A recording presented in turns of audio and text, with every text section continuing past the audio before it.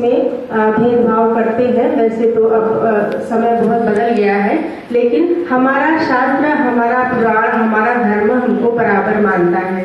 ये सब जो थोड़े से बदलाव हुए ये बाद में हुए और राजनीतिक कारणों से स्त्रियों को नीचे किया गया। हमारा धर्म स्त्री पुरुष को बराबर कहता है।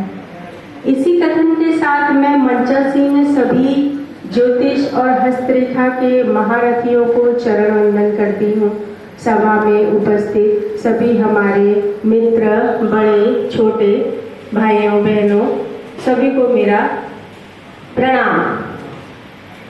मैंने विषय पहला लिया। अलका जी ने हमसे कहा कि हम आपको कह सकते हैं कि समय का ध्यान रखिए, सबको नहीं कह सकते, तो आप 5 मिनट में अपनी बात रखिएगा। तो उसी हिसाब से दिमाग में सोच के आई, लिख के लाई 2 पन्ने में, क्योंकि अगर नहीं बोली, बिना देखे बोला तो आधा 1 घंटा बोलते रह जाऊंगी। समय का ध्यान देना है। अपना सम्मेलन है। अलका जी को बहुत बहुत बधाई। उन्होंने पहली बार ये सम्मेलन किया और मेरी माता रानी से ये प्रार्थना रहेगी कि वो बारंबार ऐसे प्रोग्राम कराते रहें और बड़ी संख्या में भीड़ हो उनके पास, उनका नाम हो, ऐसा मेरा माँ जगदम्बा से प्रार्थना है। हस्तरेखा के विषय में 2-4 बातें पहले वैसे कर देती हूँ, फिर 4 पॉइंट में लाई हूँ। बस 4 पॉइंट में अपनी बात सीधा सीधा रखूंगी, ज्यादा नहीं बोलूंगी। पहली चीज तो हस्तरेखा से एकदम सटीक समय और जन्म स्थान बताने वाले इस समय मात्र एक व्यक्ति से मैं मिली हूँ। और इसके पहले एक बात और, हमेशा व्यक्ति को प्रशंसा करनी चाहिए। यदि आप किसी में गुण देखते हैं, आप सब ज्योतिषियों से मेरा निवेदन है कि यदि आप किसी में गुण देखते हैं तो उसकी प्रशंसा करिए, निंदा कभी मत करिए, आपस में भाईचारे से रहिए। और अक्सर ये लोग निंदा करते हैं, अरे उसने ऐसा बोला, नहीं उसको तो कुछ नहीं आता है, ये ऐसी बात है। ये बहुत गलत बात है। हमें आपस में, क्योंकि बाहर वाले तो निंदा कर ही रहे हैं, अब हम आपस में भी निंदा करें तब तो फिर हो चुका हमारा ज्ञान। वैसे ही लोग बोल रहे हैं इसमें कुछ नहीं होता है, ये ऐसा है। अभी किसी ने, सबने बहुत अच्छी बातें कही सबने। अभी एक किसी ने बोला, मैं किसी को पहचान नहीं रही यहाँ पे, कि वो नहीं मानते कि वैज्ञानिक बातों को मानते हैं, तो वो तो हमारे गणेश जी, दुर्गा जी को भी नहीं मानते, तो हम पूजा करना छोड़ दें क्या? ये बात सत्य है ना? तो फिर हम तो सब चीज को मानेंगे। आप कहिए वैज्ञानिकता नहीं है, हम प्रूव करेंगे। और दूसरी चीज, वैज्ञानिकता तो हमारी हर बात में थी। हमारे पुराणों ग्रंथों को तो जला दिया गया बिहार के विश्वविद्यालय में। ये जो भी हम आज पढ़ रहे हैं, ये हमारे जो ब्राह्मण विद थे, जो हमारे शिक्षा विद थे, उनको जो कंठस्थ था, उनके दिमाग में जो कंठस्थ था, उन्होंने फिर से पांडुलिपि तैयार की और उसको हम अध्ययन कर रहे हैं। ये तो प्रमाण के साथ सारा कुछ लिखा हुआ था। प्रमाण है ही नहीं हमारे पास, हम कुछ जवाब नहीं दे पाते हैं। कोई कुछ कहता है, क्योंकि ये तो इतना भी खत्म हो जाता। अगर हमारे ब्राह्मणों को कंठस्थ न होता तो ये सारी विद्याएं लुप्त थी। पूरी तरह से मुगलों का राज होता, ईसाइयों का राज होता। और हम सभी से करबद्ध ये प्रार्थना करते हैं कि हिंदू धर्म को बचाइए, हमारी संस्कृति को बचाइए और इसको मत होने दीजिए। एक रहिए और प्यार से रहिए, निंदा मत करिए किसी की निंदा। अगर किसी में कोई कमी लगती भी है तो दूसरे तरीके से उसको बताइए, ना कि आप दूसरे से निंदा करके बताइए। ठीक है, बहुत से बच्चे अभी पढ़ रहे हैं, कम जानते हैं। हम भी कभी विद्यार्थी थे, जब हम बड़े बड़े संस्कृत विश्वविद्यालय के प्रोफेसर से मिले तो हमें लगा कि अरे हमें तो कुछ नहीं आता है। तो अपने आप को बहुत 30 मार्क का समझते थे। जब हमने पढ़ाई शुरू करी तो लगा कि अब ये लगता है कि अभी भी बहुत पढ़ना बाकी है, हमें तो कुछ नहीं आता है, अभी तो बहुत पुस्तकें बाकी, बहुत चीजें बाकी हैं। तो हमेशा दूसरों को प्रोत्साहित करिए, पढ़िए और अपने ज्योतिष की खुद स्वयं निंदा ना करें। सबको अच्छा बोले, सबको आगे बढ़ाने वाला प्रयास करें, प्रशंसा करें। प्रशंसा करने से आपका व्यक्तित्व निखरेगा। मैं बोल रही थी, एक व्यक्ति को मैं जानती हूँ, अलका जी को उन्हें जरूर बुलाना चाहिए था, अगली बार बुलाइएगा, पंडित लेखराज शर्मा। अब कुछ लोग कहते हैं कि उनके अंदर कोई सिद्धि है जिसकी वजह से वो बता देते हैं एकदम सटीक date of birth, time, place, वो हर तरह का देख के बताते हैं। धर्मशाला के पास, मेरठ के पास, मैं इनसे 2-3 बार मिली हूँ और बहुत सटीक वो बताते हैं। हम लोग भी प्रयास करते हैं। अच्छा, हम लोग जब संपूर्णानंद संस्कृत विद्यालय वाराणसी की मैं विद्यार्थी हूँ और वहीं से पढ़ी हूँ, तो वहाँ जब हम लोग पढ़े तो मैं ज्योतिष की विशेषता कुंडली विशेषज्ञ हूँ, लेकिन एक पेपर हम लोग का हस्तरेखा का जरूर होता था। क्यों होता था? क्योंकि बहुत जरूरी है हस्तरेखा पढ़ना। कोई ऐसा व्यक्ति आया कि नहीं मैम मेरे पास तो कुंडली नहीं है और हमें ये परेशानी है, हमको बताना जरूरी होता है हम लोग को, तो हस्तरेखा देखते हैं। या दूसरा, हमको कुंडली लाते हैं लोग, हम कुंडली देखते हैं, हमें कुंडली गलत लगती है कि नहीं ये तो तुम्हारी कुंडली नहीं है, तो अपना हाथ दिखाओ, तो हाथ देखते हैं, फिर उसको बताते हैं ये लगे तुम्हारी ये होनी चाहिए, ये हाथ के हिसाब से तुम्हारा मंगल लग रहा है, ये ऐसा लग रहा है। तो हस्तरेखा को तो छोड़ नहीं सकते, ज्योतिषी भी कुंडली भी जो बांटते हैं वो भी नहीं छोड़ सकते, बहुत जरूरी है। कभी किसी ने बोला कि थंब का, तो देखिए आधार कार्ड पे थंब लगाते हैं, थंब का जो ये निशान है ये कभी भी एक दूसरे से मैच नहीं होता, तो इसलिए आधार कार्ड में एक छोटे बच्चे का भी आधार कार्ड बनता है जो उसका आधार कार्ड हमेशा चलेगा, क्योंकि ये कभी चेंज नहीं होता। तो अंगूठा हमारे हाथ में ही है और ये दर्शाता है कि हाथ की रेखाओं में दम है, हाथ की रेखाओं में कुछ है, तो हम इसे झुठला नहीं सकते। मूल बात पे आते हैं, जल्दी जल्दी मूल बात को बोलेंगे, समय नहीं लेंगे आपका। हाथ की रेखाओं द्वारा जन्म समय का निर्धारण, ये हमारा टॉपिक रहा था। और अगर किसी के पास जन्म तिथि नहीं है तो वो कैसे जाने, इसके लिए हमने 4 पॉइंट निकाले थे। जैसे कुंडली में 12 राशियों नक्षत्रों के स्थान होते हैं, वैसे हाथ में भी होते हैं सारी चीजें, राहु केतु ग्रह सूर्य मंगल, ये सभी लोग जानते हैं, यहाँ हस्तरेखा भी है और सबका स्थान एक सुनिश्चित स्थान होता है। बस आवश्यकता है उसको हमें देखने की कि कौन सा पर्वत उठा है, दबा है, ये वक्री होगा या वक्री नहीं होगा, कितनी डिग्री पे होगा, ये सब हम हाथ से, और हाथ देखने का सही समय प्रातः काल होता है, बिना खाए पिए सूर्य की लालिमा जब निकल रही है 1 घंटे के अंदर, अगर उस वक्त आप हाथ देखते हैं तो आपका फलादेश भी सटीक होगा। एक बात और, दूसरी की साथ में हमें इष्ट आराधना, किसी गुरु का आशीर्वाद, ये दोनों भी मिलना बहुत जरूरी है, जिससे हमारी वाणी में सत्यता है। हम जो बोले वो सत्य होना पड़े, बात समझ रहे हैं मेरी, हम जो बोले उसको सत्य होना पड़े, हमारे अंदर इतना तेज होना आवश्यक है। पहले जो ऋषि मुनि होते थे उन्होंने जो कह दिया वो कह दिया, अब वो गणित ज्योतिष क्या कहती है नहीं कहती है वो इतना देखते नहीं थे, उनके अंदर इतना बल था कि अगर उन्होंने कह दिया तुम्हें संतान होगी तो संतान होगी, ईश्वर को भी उनकी बात माननी पड़ती थी। तो आप अपने तपोबल से, अपने दैवज्ञ से अपने अंदर ये बल ला सकते हैं, खान पान का वो करके अच्छी तरीके से ये सारी चीजें करके आपके अंदर वो तेज आ सकता है, करना चाहिए। मैंने किया है और मैंने फर्क महसूस किया है, तामसिक भोजन और सादे भोजन का फर्क, क्रोध न करने का फर्क, गुरु की शरण में आने का फर्क, शांत रहने का फर्क, क्रोध न करने का फर्क, ये आपके अंदर आता है, आपकी वाणी को सत्यता मिलती है, आपका नाम होगा। समाज के लिए करिए, गरीबों के लिए करिए, गरीबों का वैसे भी भला करिए, धन मत लीजिए, लेकिन जो पैसे वाले हैं उनसे डबल ले लीजिए, बिल्कुल नहीं संकोच। पहला वाला जो हमारा है हाथ देखने का, ये पहला है कि हाथ की 5 उंगलियां, जो अंगूठे से कम सा ऊपर वाला पोर शुरू होता है, यहाँ से यहाँ पे खड़ी लाइनें होती है, इन खड़ी लाइनों को गिनना है। कैसे गिनना है? गुरु पर्वत से, गुरु पर्वत के ऊपर की टहनी के निकलती लाइनों को गिनना है, फिर इसको 1.5 से मल्टीप्लाई करना है। ये सारा जो मैंने लिखा है मैंने अलका जी को दिया है और ये कहीं छपेगा भी, अभी मैं शॉर्ट में बता रही हूँ क्योंकि समय कम है, बहुत लोगों को बोलना है। इसकी लाइनों को 1.5 से मल्टीप्लाई करेंगे। फिर शनि पर्वत आता है, शनि पर्वत की उंगलियों की खड़ी रेखाओं को 2.5 से गुणा करेंगे। और फिर मंगल पर्वत जो तर्जनी व अंगूठी के बीच में होता है, वहां की खड़ी रेखाओं को इसमें जोड़ देंगे, जो हमने मल्टीप्लाई किया है उसमें इसकी रेखाओं को जोड़ देंगे। इससे उस समय की व्यक्ति की आयु का पता चलता है, जिससे हमें पीछे लगभग कब जन्म हुआ ये जान सकते हैं, एक तरीका।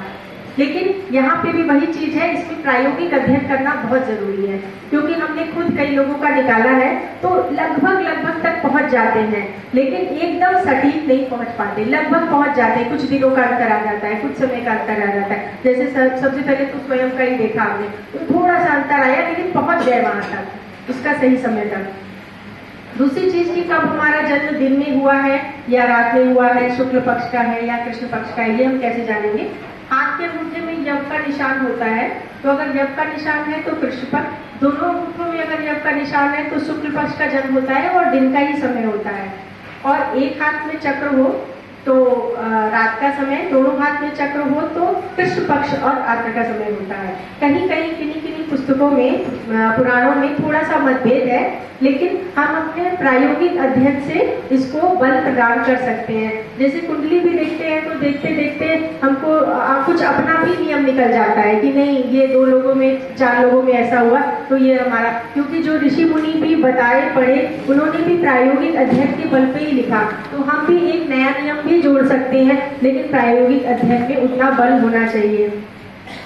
तीसरा एक है जन्म का महीना और राशि निकालने के लिए हस्तरेखा में सूर्य की स्थिति का ठीक ठीक आकलन करना है। जैसे सूर्य की कुंडली में सूर्य महीने निकालते हैं हम, तो मीन राशि से हम करते हैं, मीन राशि से शुरू करते हैं चैत बैसाख ज्येष्ठ आषाढ़, अगर मीन का सूर्य है तो चैत और मेष का है तो बैसाख, ऐसे ही इसमें भी हम सूर्य की स्थिति से निकाल सकते हैं, थोड़ा ध्यान लगाना पड़ता है। जनो कमाल, जब मस्तिष्क रेखा चंद्र पर्वत पर जाकर फिर 2 या 3 भागों में कट जाती है या बढ़ जाती है और वहां क्रॉस बना होता है, तो उसका सूर्य कर्क या सिंह राशि में होता है निश्चित रूप से।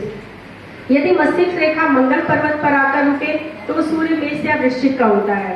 यदि मस्तिष्क रेखा शनि पर्वत पर आपके नीचे आकर रुके तो सूर्य शनि या बुध का होता है सूर्य। इस प्रकार हम सूर्य की राशि से गणना कर सकते हैं मास की। जैसे हमने बताया मीन राशि है तो वैशाख का महीना है, इस प्रकार से चैत का महीना। सूर्य मीन राशि का होने ये आपने बता दिया। क्या बताएं, थोड़ा छोड़ देते हैं, बहुत लंबा हो जाएगा। तीसरा एक अन्य मत हम आपको बताते हैं, सूर्य पर्वत गुरु पर्वत पर अनामिका व मध्यमा की पहला कोण, ठीक है, इस पर विशुद्ध खड़ी रेखाओं का, जैसे अभी हमने गुणा करने वाला बताया, ये एक दूसरा मेथड है, इसका भी रिजल्ट सही आता है। इसमें क्या करेंगे, जो खड़ी रेखाएं हैं उनको गिनकर जोड़ देंगे, फिर इसमें 811 और जोड़ेंगे। जो खड़ी रेखाएं हैं इसको गिन लेंगे और उसमें 811 और जोड़ेंगे, फिर उसमें 124 से गुणा करेंगे, फिर उसको 60 से भाग देंगे।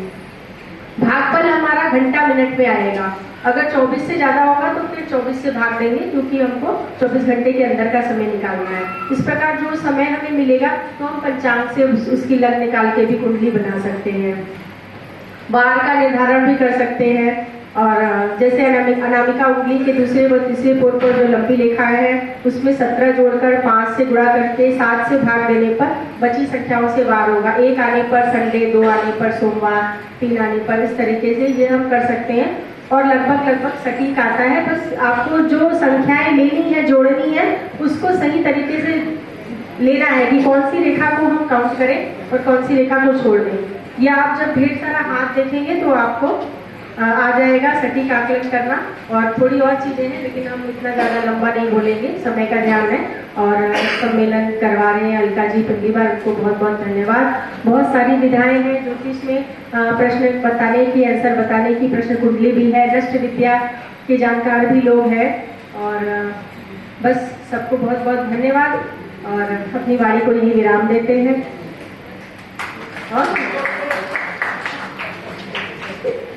अच्छा, हमें लगा कि हम जल्दी जल्दी खत्म। एक प्रश्न कुंडली की भी विधा है, तो प्रश्न कुंडली से भी आप देख सकते हैं। जिसके पास कुंडली नहीं है तो प्रश्न द्वारा उसका समाधान किया जा सकता है। इसकी विधा भी वैसे ही है जैसे हम कुंडली देखते हैं, तुरंत प्रश्न का समय निकाल के कुंडली बनाएंगे और उससे देखेंगे। दूसरी चीज मुखाकृति विज्ञान है, उससे भी हम जान सकते हैं। मानो कि कमरे के अंदर ऑफिस कार्यालय में आपका जब व्यक्ति आया तो पैर कौन सा पैरा रखा, अगर दाहिना पैर पहला रखता है तो उसकी समस्या भौतिकता से जुड़ी हुई है, और बायां पैर अगर रखता है तो उस व्यक्ति की समस्या पारिवारिक जीवन से जुड़ी हुई है। आगे आप चेयर लगा के जब बैठे होते हैं तो जो आ रहा है उसको ध्यान से देखिए और पहले ही बताइए, तो क्या होगा, इंप्रेशन अच्छा पड़ेगा। व्यक्ति बैठा और आप बताइए कि भौतिक समस्या से परेशान हो। तो छोटी छोटी बहुत सारी बातें हैं और जिनको हम व्यक्ति अंदर आता है वो आपको प्रणाम करता है या सीधा खड़ा रहता है। इसकी भी मैं एक किताब भी लिख रही हूँ इन सब चीजों पे कि व्यक्ति के हाव भाव से कैसे उसके आकलन करेंगे कि वो हमसे पूछेगा क्या। अच्छा, बहुत से लोग झूठ मूठ पूछने आते हैं, उनका भी तरीका है, उनका दोनों हाथ पीछे होगा और आपके पास आके ऐसे बैठेंगे। वो क्या बोले, उनको झूठ बोले, मतलब ऐसे ही मजा लेने आ गए, उनको कोई समस्या नहीं है, आगे बैठ गए, या झूठ पूछेंगे आपसे, झूठी कुंडली दिखाएंगे। तो ये सब छोटी छोटी चीजें बहुत ध्यान रखने वाली बातें हैं। और समय के साथ साथ हर व्यक्ति ज्ञानी हो जाता है। धीरे धीरे देखते सबको ज्ञान आ जाता है और सब अच्छे हो जाते हैं। बस दो ही बातों का ध्यान रखना है, घमंड नहीं करना है अपने ज्ञान पर बिल्कुल भी। दूसरों का हमेशा भला करिए, दूसरों की प्रशंसा करिए। प्रशंसा करना बहुत चाहिए। ज्योतिषी दूसरे ज्योतिषी की प्रशंसा करिए कि नहीं आप तो बहुत अच्छे हैं, और निंदा बिल्कुल मत करिए, तो आपके अंदर निखार रहेगा। ये मैं बोल रही हूँ, मैं काशी से हूँ, मैंने गुरु भी बना लिया है, मेरे इष्ट भी हैं, मैं साधना भी करती हूँ और बहुत नियम संयम से रहती हूँ। पहले ऐसा नहीं था, मैं विज्ञान की छात्रा हूँ। ज्योतिष बचपन से भगवान की देन थी, किसी को कुछ कह दिया हो गया, मुंह में 32 दांत भी थे। पिताजी को थोड़ा थोड़ा इंटरेस्ट था, लेकिन अच्छे लोग जीवन में मिले। संपूर्णानंद के प्रोफेसर से मैं पढ़ी हूँ और उन्हीं के आशीर्वाद से मैंने अपना ऑफिस डाला। पुरुषों के बीच में आराम से प्रैक्टिस करती हूँ। बनारस का हर एक आदमी मुझे जानता है आज की डेट में। और नियम संयम, सच्चा व्यवहार, तामसिक प्रवृत्ति से दूर रहिए, ये आप सबको बहुत ऊपर ले जाएगा। और अलका जी को बहुत बहुत धन्यवाद कि इन्होंने हमको बुलाया। हमें जोधपुर घूमना भी है, हम तो 2-3 दिन का समय लेके आए हैं कि जोधपुर अब कभी नहीं आए हैं तो जोधपुर जरूर आएंगे। और कल से मेरा घूमना चालू हो जाएगा, आज इनका पूरा अटेंड करेंगे। और बहुत बहुत धन्यवाद कि इसी तरीके से हम बनारस, और बनारस में तो रह रहे हैं, पूरे भारतवर्ष और विदेशों में भी कई एक जगह भ्रमण कर चुके हैं। भ्रमण करने का शौक है। लग्न में मेरे भी शुक्र है, और कोई शुक्र पे भी बोल रहा था बहुत अच्छा, तो बहुत अच्छा बोला उन्होंने भी। और शुक्र का बली होना बहुत जरूरी है। और अगर शुक्र अच्छी पोजीशन में नहीं है तो बहुत ज्ञानी होंगे, आपकी इज्जत होगी और सब कुछ होगा, लेकिन कुछ बाकी रहेगा। ऐसा लगेगा कि नहीं कुछ बाकी है। शुक्र का प्रबल होना बहुत जरूरी है। तो अपनी वाणी को हम यही विराम देते हैं और आप सबको मेरा धन्यवाद इतनी देर ध्यानपूर्वक सुनने के लिए। और सभी काशी आइए, और काशी में आपका स्वागत है। अभी काशी में एक धर्म संसद हो रही है, उसमें हर एक संसदीय क्षेत्र से एक व्यक्ति आ सकता है जो थोड़ा धर्म के विषय पे बोल सके। उसकी पूरी रहने खाने की व्यवस्था हम लोग की तरफ से होगी। काफी सारे लोग जुड़ेंगे, यदि कोई उत्सुक व्यक्ति होगा तो हमसे संपर्क करेगा। लेकिन धर्म के लिए हो रहा है और धर्म की जानकारी होनी चाहिए और धर्म पे थोड़ा बोलने जो, तो स्वागत है ऐसे लोगों का। बाकी सबको मेरा नमस्कार, मंचा सिंह को प्रणाम, सब मेरे दिग्गज है, नमस्कार।